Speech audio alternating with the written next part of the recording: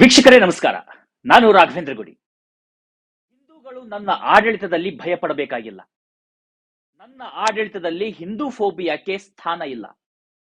ಭಾರತದ ಜೊತೆಯಲ್ಲಿ ಸಂಬಂಧ ಅತ್ಯಂತ ಹೆಚ್ಚು ಮತ್ತು ಗಟ್ಟಿಯಾಗಿ ವೃದ್ಧಿಯನ್ನ ಮಾಡ್ತೇನೆ. ನಾನು ಬದಲಾಗಿರ್ತಕ್ಕಂಥ ನಾಯಕ, ಬದಲಾಗಿರ್ತಕ್ಕಂಥ ಪಕ್ಷ. ಈ ಮಾತುಗಳು ಈ ಬಾರಿ ಘಂಟಾನುಘೋಷವಾಗಿ ಕೇಳಿ ಬಂದಿದ್ದು ಇಂಗ್ಲೆಂಡ್ನ ಚುನಾವಣೆಯಲ್ಲಿ. ಅಚ್ಚರಿಯಾದ್ರೂ ನಿಜ.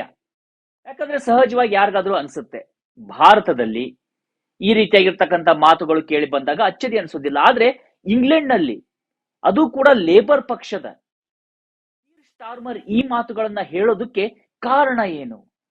ಹಾಗಿದ್ರೆ ಈ ಮಾತುಗಳನ್ನ ಹೇಳೋದ್ರಿಂದ ಆಗಿರ್ತಕ್ಕಂತಹ ಲಾಭ ಏನು ಅಂತ ನೋಡೋದಾದ್ರೆ, ಇವತ್ತಿನ ರಿಸಲ್ಟ್ ಇದರ ದೊಡ್ಡ ಕನ್ನಡಿಯಾಗಿರುವಂತದ್ದು. ಯಾಕಂದ್ರೆ 600 ಸ್ಥಾನಗಳ ಬ್ರಿಟನ್ನ ಲೋಕಸಭೆಯಲ್ಲಿ ಅಬ್ ಕಿ ಬಾರ್ 400 ಬಾರ್ ಅಂದ್ರೆ 400ಕ್ಕೂ ಅಧಿಕ ಕ್ಷೇತ್ರಗಳನ್ನ ಗೆದ್ದುಕೊಂಡಿರುವಂತದ್ದು ಲೇಬರ್ ಪಕ್ಷ. ಅಚ್ಚರಿ ಅನ್ನೋ ಹಾಗೆ ಅಳಿಯ, ಅದರಲ್ಲೂ ಕರ್ನಾಟಕದ ಅಳಿಯ ಸುಧಾಮೂರ್ತಿ ನಾರಾಯಣಮೂರ್ತಿ ಅವರ ಅಳಿಯ ಋಷಿ ಸುನಕ್ ಅವರು ಪ್ರತಿನಿಧಿಸ್ತಾ ಇದ್ದಂತ ಕನ್ಸರ್ವೇಟಿವ್ ಪಕ್ಷ ಕೇವಲ 110 ಸ್ಥಾನಗಳನ್ನ ಪಡೆದುಕೊಂಡು ತೃಪ್ತಿಯನ್ನ ಪಡ್ಕೊಳ್ಬೇಕಾಗಿದೆ. ಅದಕ್ಕಾಗಿ ಋಷಿ ಸುನಕ್ ಕ್ಷಮೆಯನ್ನ ಕೂಡ ಕೇಳಿದ್ದಾರೆ. ಆದ್ರೆ ಇಲ್ಲಿ ಅಚ್ಚರಿ ಆಗುವಂತ ವಿಚಾರ ಅಂದ್ರೆ, ಯಾಕೆ ಹಿಂದೂಗಳ ಬಗ್ಗೆ ಅಲ್ಲಿ ಮಾತುಗಳು ಬಂತು? ಭಾರತದ ಬಗ್ಗೆ ಮಾತುಗಳು ಯಾಕೆ ಬಂತು? ಹಾಗಿದ್ರೆ ಈ ಚುನಾವಣೆಯಲ್ಲಿ ಭಾರತೀಯರು, ಅದರಲ್ಲೂ ಅನಿವಾಸಿ ಭಾರತೀಯರು, ಅದರಲ್ಲೂ ಹಿಂದೂಗಳ ಪಾತ್ರ ಏನು? ಯಾಕಿಷ್ಟು ಮಹತ್ವವನ್ನ ಪಡೆದುಕೊಳ್ತಾ ಇದೆ? ಇವೆಲ್ಲ ಸಹಜವಾಗಿ ಕೇಳಿ ಬರ್ತಿರ್ತಕ್ಕಂತಹ ಪ್ರಶ್ನೆಗಳು. ಈ ರಿಸಲ್ಟ್ ಇದೆಯಲ್ಲ, ಸಾಮಾನ್ಯವಾಗಿರ್ತಕ್ಕಂಥ ರಿಸಲ್ಟ್ ಅಲ್ಲ. ಮುಖ್ಯವಾಗಿ ಇಂಗ್ಲೆಂಡ್ ನಲ್ಲಿ 2 ಪಕ್ಷಗಳನ್ನ ನಾವು ಗಮನಿಸಬಹುದಾಗಿದೆ. ಒಂದು ಕನ್ಸರ್ವೇಟಿವ್ ಪಕ್ಷ, ಮತ್ತೊಂದು ಲೇಬರ್ ಪಕ್ಷ.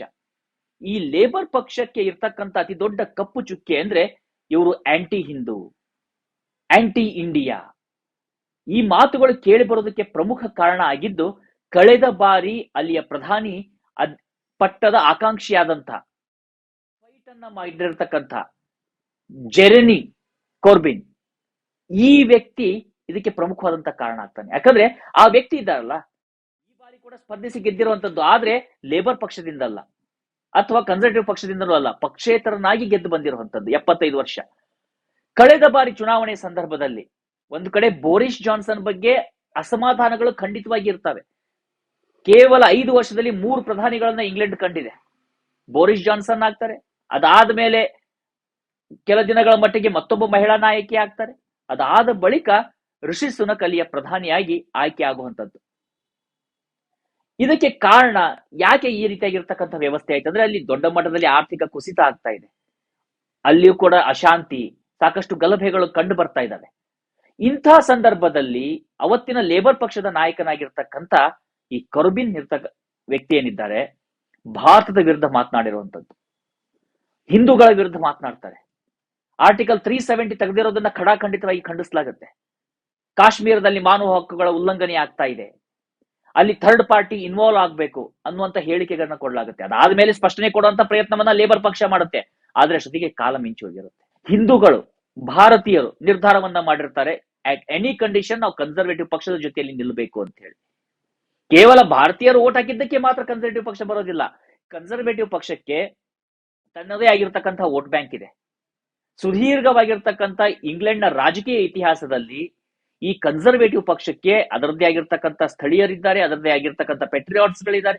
ಪ್ರತಿಯೊಬ್ರು ಕೂಡ ಮತವನ್ನ ಹಾಕಿ ಬರ್ತಾರೆ, ಮತ ಬ್ಯಾಂಕ್ ಆಗ್ತಿದೆ. ಆದ್ರೆ ವಲಸಿಗರ ಸಂಖ್ಯೆಯಲ್ಲಿ ಎಷ್ಟು ಹೆಚ್ಚಳ ಆಗ್ತಾ ಇದೆ, ಅದರಲ್ಲೂ ಪಾಕಿಸ್ತಾನದಿಂದ ಬಂದಿರತಕ್ಕಂತಹ ಮುಸ್ಲಿಮ್ಸ್ ಇರ್ಬೋದು, ವಿವಿಧ ರಾಷ್ಟ್ರಗಳಿಂದ ಬಂದಿರತಕ್ಕಂಥ ಮುಸ್ಲಿಮ್ಸ್ ಇರ್ಬೋದು, ತಮ್ಮದೇ ಆಗಿರ್ತಕ್ಕಂಥ ಕಾನೂನುಗಳು, ಹಕ್ಕುಗಳು, ಧರ್ಮದ ಚಲಾವಣೆ, ಜೊತೆಗೆ ಶರಿಯಾವನ್ನ ಇಲ್ಲಿ ಜಾರಿಗೆ ತರಬೇಕು ಅಂತ ಕೇಳಿ ಬಂದಂತ ಒತ್ತಡಗಳು, ಇವೆಲ್ಲವೂ ಕೂಡ ಕನ್ಸರ್ವೇಟಿವ್ ಪಕ್ಷಕ್ಕೆ ಮತ್ತಷ್ಟು ವೋಟ್ ಬ್ಯಾಂಕ್ಗಳು ಗಟ್ಟಿ ಆಗುವಾಗ ಮಾಡಿತ್ತು. ಅದರ ಜೊತೆಯಲ್ಲಿ ಭಾರತೀಯರ ವೋಟುಗಳು, ಹಿಂದೂಗಳ ವೋಟುಗಳು ಕೂಡ ಸೇರಿ ಕನ್ಸರ್ವೇಟಿವ್ ಪಕ್ಷ ಕಳೆದ ಬಾರಿ ಬಂದಿರುತ್ತೆ.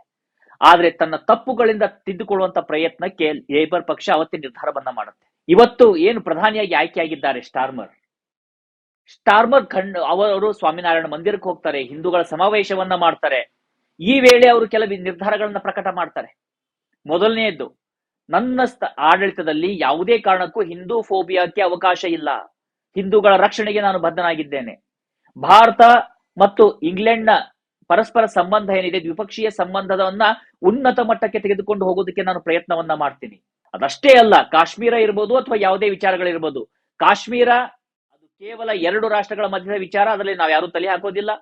ಅದನ್ನು ಹೊರತುಪಡಿಸಿ ಯಾವುದೇ ನಿರ್ಧಾರಗಳನ್ನ ಭಾರತ ತೆಗೆದುಕೊಂಡ್ರು ಕೂಡ ಅದರ ಕಾನೂನಿನ ಅನ್ವಯ ಇದ್ದಾಗ, ಅದರ ಸಂವಿಧಾನದಲ್ಲಿ ಇದ್ದಾಗ ನಾವ್ ಯಾರೂ ಕೂಡ ಅದಕ್ಕೆ ನಮಗೆ ಸಂಬಂಧ ಇಲ್ಲ, ನಾವು ತಲೆ ಹಾಕೋದಿಲ್ಲ, ಈ ಎಲ್ಲ ವಿಚಾರಗಳನ್ನ ಸ್ಪಷ್ಟಪಡಿಸ್ತಾ ಹೋಗ್ತಾರೆ.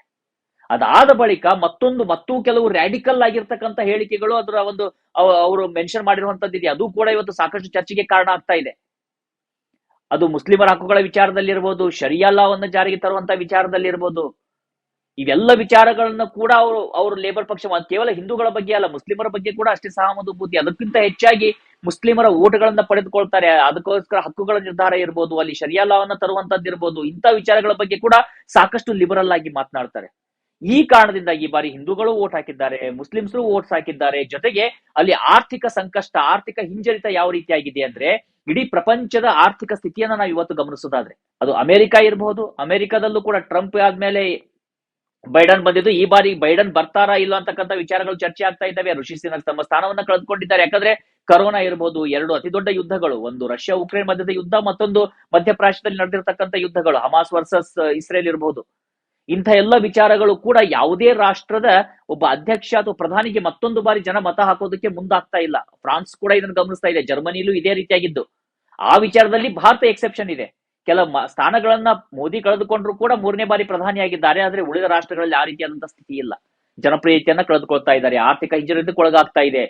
ಇವತ್ತು ಎಕಾನಮಿ ವಿಚಾರದಲ್ಲಿ ಬಂದಾಗ ಭಾರತ ಇಂಗ್ಲೆಂಡ್ ಅನ್ನ ಆಲ್ರೆಡಿ ಹಿಂದೆ ಹಾಕಿದೆ, ಅಷ್ಟು ಪವರ್ಫುಲ್ ಆಗಿದೆ ಭಾರತ. ಇಂಥ ಸಂದರ್ಭದಲ್ಲಿ ಅಲ್ಲಿಯ ಯುವಕರಿಗೂ ಕೂಡ ಮಹತ್ವಾಕಾಂಕ್ಷೆಗಳಿದಾವೆ, ಅಲ್ಲಿಯ ಜನರಿಗೂ ಕೂಡ ಹಣಕಾಸಿನ ಕೊರತೆ ಉಂಟಾಗ್ತಾ ಇದೆ. ಈ ಎಲ್ಲ ವಿಚಾರಗಳು ಕೂಡ ಈ ಬಾರಿ ಬಂದಿರುವಂತದ್ದು. ಜೊತೆಗೆ ಆಡಳಿತ ವಿರೋಧ ಅಲ್ಲಿ, ಯಾಕಂದ್ರೆ ಸತತವಾಗಿ 14 ವರ್ಷಗಳ ಕಾಲ ಆಡಳಿತದಲ್ಲಿ ಇದ್ದಂತದ್ದು ಕನ್ಸರ್ವೇಟಿವ್ ಪಕ್ಷ.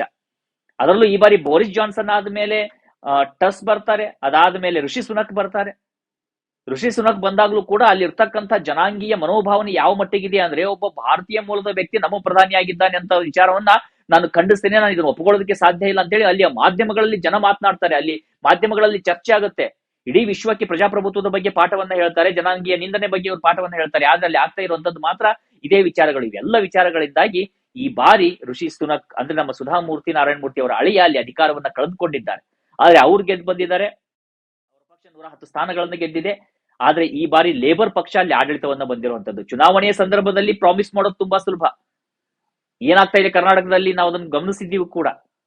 ಇಂಥ ಸಂದರ್ಭದಲ್ಲಿ ಆ ಒಂದು ಪ್ರಾಮಿಸ್ ಅನ್ನ ಇಟ್ಕೊಳ್ತಾರ, ಹಿಂದೂ ಫೋಬಿಯಾಕ್ಕೆ ಸ್ಥಾನ ಕೊಡೋದಿಲ್ಲ ಅನ್ನುವಂತ ಮಾತನ್ನ ಉಳಿಸ್ಕೊಳ್ತಾರ, ಅಲ್ಲಿ ಎಲ್ಲ ರೀತಿಯಾಗಿರ್ತಕ್ಕಂಥ ಶಾಂತಿ ನೆಲೆಸೋದಕ್ಕೆ ಕಾರಣ ಆಗ್ತಾರೆ. ಯಾಕಂದ್ರೆ ನಾವು ಈ ಬಾರಿ ಗಮನಿಸ್ತಾ ಇದ್ವಿ, ಕೇವಲ ಭಾರತೀಯರಿಗೆ ಅಲ್ಲಿ ಒಂದು ಖಾಲಿಸ್ತಾನಿ ಮೂವ್ಮೆಂಟ್ ಕೂಡ ದೊಡ್ಡ ಮಟ್ಟದಲ್ಲಿ ಕೇಳಿ ಬರ್ತಾ ಇದೆ, ಖಾಲಿಸ್ತಾನಿ ಟೆರರಿಸ್ಟ್ಗಳ ಸ್ಥಾನ ಆಗ್ತಾ ಇದೆ. ಭಾರತದಿಂದ ಓಡಿಯಾಗಿರ್ತಕ್ಕಂಥ ಎಕನಾಮಿಕ್ ಫಿಜಿಟಿವ್ಸ್ ಏನಿದ್ದಾರೆ, ವಿಜಯ್ ಮಲ್ಯ ಇರ್ಬೋದು, ನೀರವ್ ಮೋದಿ ಇರ್ಬೋದು, ಇಂಥ ವ್ಯಕ್ತಿಗಳಿಗೆ ಸ್ಥಾನವನ್ನ ಕೊಡ್ತಾ ಇದ್ದಾರೆ. ಎಷ್ಟೇ ಬಾರಿ ಒಂದು ಮನವಿಯನ್ನ ಮಾಡ್ಕೊಂಡ್ರು ಕೂಡ ಅಲ್ಲಿ ಕಾನೂನುಗಳಲ್ಲಿ ಕೂಡ ಅನುಮತಿ ಕೊಟ್ಟರು ಕೂಡ ಅವ್ರು ಭಾರತಕ್ಕೆ ಎಕ್ಸ್ಟ್ರಾಡೇಟ್ ಆಗ್ತಾ ಇಲ್ಲ. ಇಂಥ ಸಂದರ್ಭದಲ್ಲಿ ಇಂಗ್ಲೆಂಡ್ ನ ಭವಿಷ್ಯವನ್ನ ನಿರ್ಧಾರ ಮಾಡೋದ್ರ ಜೊತೆಗೆ ವಿಶ್ವದ ಇತರ ಸಂಬಂಧಗಳು, ಅದರಲ್ಲೂ ಭಾರತದ ಜೊತೆಯಲ್ಲಿ ಸಂಬಂಧವನ್ನ ಹೇಗೆ ಮಾಡ್ತಾರೆ ಸ್ಟಾರ್ಮರ್ ಅನ್ನುವಂತ ವಿಚಾರ ಮತ್ತು ಆ ಕುತೂಹಲ ಸಹಜವಾಗಿ ಇರುವಂತದ್ದು. ಇವತ್ತು ರಿಸಲ್ಟ್ ಬಂದಿದೆ, ಇನ್ನು ಅವರು ಅಧಿಕೃತವಾಗಿ ಪ್ರಧಾನಿ ಆಗುವಂತದ್ದು ಬಾಕಿ ಇದೆ. ಆಲ್ರೆಡಿ ಪ್ರಧಾನಮಂತ್ರಿ ನರೇಂದ್ರ ಮೋದಿ ಕೂಡ ಋಷಿ ಸುನಕ್ ಅವರಿಗೆ ಥ್ಯಾಂಕ್ಸ್ ಹೇಳಿದ್ದಾರೆ, ನಮ್ಮ ಸಂಬಂಧವನ್ನ ಗಟ್ಟಿ ಮಾಡಿದ್ದೀರಿ ಅಂತ. ಅದೇ ರೀತಿಯಾಗಿ ಎಚ್ಚರಿಕೆಯ ಒಂದು ಶ್ಲಾಘನೆಯನ್ನ ಅಥವಾ ಎಚ್ಚರಿಕೆಯ ಅಭಿನಂದನೆಯನ್ನ ಈ ಸ್ಟಾರ್ಮರ್ಗೂ ಕೂಡ ಮೋದಿ ಸಲ್ಲಿಸಿದ್ದಾರೆ. ನಾವು ಮುಂಬರುವಂತ ದಿನದಲ್ಲಿ ಭಾವಿಸ್ತೇವೆ ಎಲ್ಲ ರೀತಿಯಿಂದ ಕೂಡ ಪರಸ್ಪರ ಒಂದು ಉತ್ತಮವಾದಂತಹ ಸಂಬಂಧ ಇರುತ್ತೆ, ಉತ್ತಮವಾಗಿರ್ತಕ್ಕಂಥ ರೀತಿಯಲ್ಲಿ ನಮ್ಮ ಸಂಬಂಧ ವೃದ್ಧಿ ಆಗುತ್ತೆ ಅಂತಕ್ಕಂಥ ಮಾತುಗಳನ್ನ ಕೂಡ ಮೋದಿ ಹೇಳಿದ್ದಾರೆ. ಹೀಗಾಗಿ ಕಾದ್ ನೋಡ್ಬೇಕಾಗತ್ತೆ. ಆದ್ರೆ ಈ ಬಾರಿ ಈ ಇಂಗ್ಲೆಂಡ್ ನ ಚುನಾವಣೆ ಮಾತ್ರ ಸಖತ್ ಇಂಟ್ರೆಸ್ಟಿಂಗ್ ಆಗಿತ್ತು. ಅಲ್ಲಿ ಎಐ ಕ್ಯಾಂಡಿಡೇಟ್ ಕೂಡ ಸ್ಪರ್ಧೆ ಮಾಡಿ 176 ಸ್ಥಾನಗಳನ್ನ ಕೂಡ ಪಡೆದುಕೊಂಡಿರುವಂತದ್ದು ಕೂಡ ನಾವು ಗಮನಿಸ್ತಾ ಇದೀವಿ. ಇದು ಒಟ್ಟಾರೆಯಾಗಿ ಇಂಗ್ಲೆಂಡ್ ನ ಸನ್ನಿವೇಶವನ್ನ ಗಮನಿಸ್ತಾ ಇದೀವಿ. ಮುಂಬರುವಂತ ದಿನಗಳಲ್ಲಿ, ಮುಂಬರುವಂತ ಸಂದರ್ಭಗಳಲ್ಲಿ ಈ ಬಗ್ಗೆ ಮತ್ತಷ್ಟು ಇನ್ ಡಿಟೇಲ್ ಆಗಿ ಮಾಹಿತಿಯನ್ನ ಕೊಡ್ತಾ ಹೋಗ್ತೇನೆ. ಹೇಗೆ ಭಾರತ ಮತ್ತು ಇಂಗ್ಲೆಂಡ್ ನ ಸಂಬಂಧ, ಇದರಿಂದ ಏನ್ ಆಗ್ತಾ ಇದೆ, ಏನ್ ಆಗ್ಬಹುದು, ಭಾರತಕ್ಕೆ ಇರ್ತಕ್ಕಂಥ ಪಾಸಿಟಿವ್ ಏನು, ನೆಗೆಟಿವ್ ಏನು, ಎಲ್ಲ ವಿಚಾರಗಳ ಬಗ್ಗೆ ಚರ್ಚೆಯನ್ನ ಮಾಡೋಣ. ಇಷ್ಟೊತ್ತರೆಗೂ ಜಾಯ್ನ್ ಆಗಿದ್ದಕ್ಕೆ, ನನ್ನ ಜೊತೆ ಇದ್ದಕ್ಕೆ ಧನ್ಯವಾದಗಳು. ಇದೇ ರೀತಿಯಾಗಿ ನೋಡ್ತೀರಿ ನ್ಯೂಸ್ 18 ಕನ್ನಡ.